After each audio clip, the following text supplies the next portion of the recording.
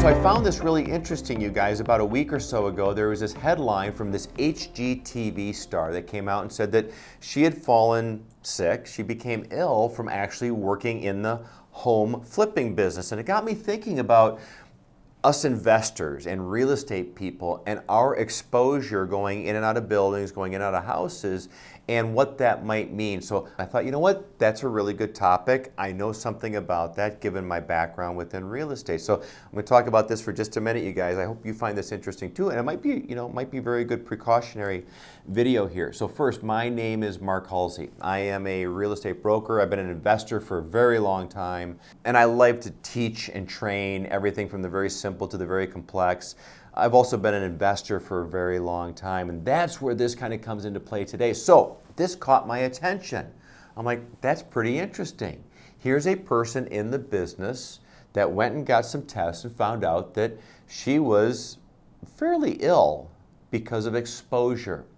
And the exposure came down to the things that we all know about, but sometimes we maybe don't take too seriously or really understand what the consequences are. Now, this is kind of interesting because here was this gal who had gone into home after home, flipping these homes, and came back testing high in lead and mercury.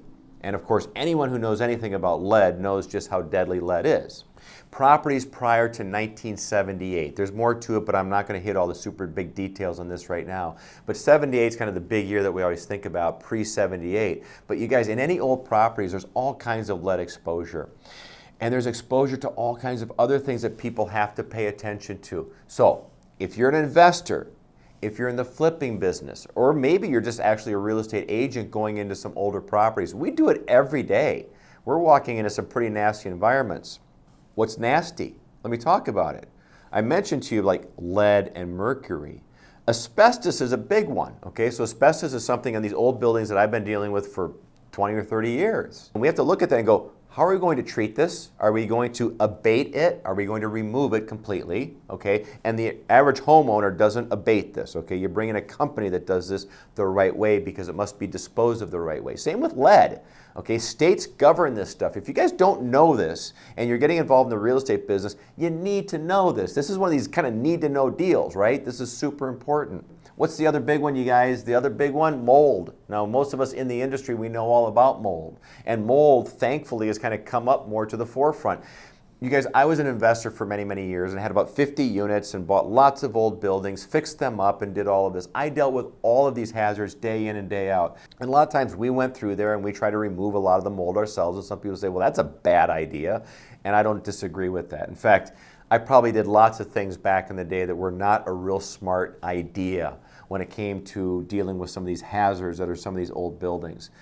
So I want you to pay attention to this. I'll tell you what, wear a mask, protect yourself, make sure you're doing everything that you should be doing the right way as we must remove these materials and dispose of these materials the proper way. What I want you to do is I want you to be careful. I want you to be careful for you, the people who are with you. I want you to be careful for your tenants. If you're an investor and you're buying that house or townhome or apartment building, mixed-use building, you need to know about these things. This is really important for their safety, for your safety, for everyone's safety. And I'll tell you what, if the state gets involved in these kinds of things, they will protect your tenants. I mean, they will say, tenants, you're in a dangerous situation, you need to get out, you need to get to a hotel, and landlord, you get to pay for that hotel room. I'm not exaggerating. I've dealt with these issues, methane in basements and all kinds of other things, so it's a real thing.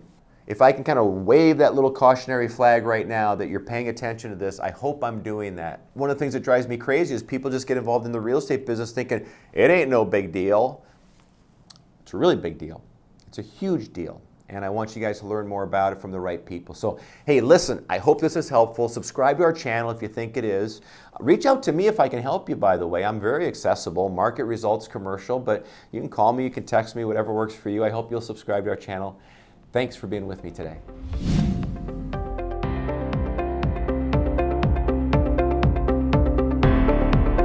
Guys, I love real estate.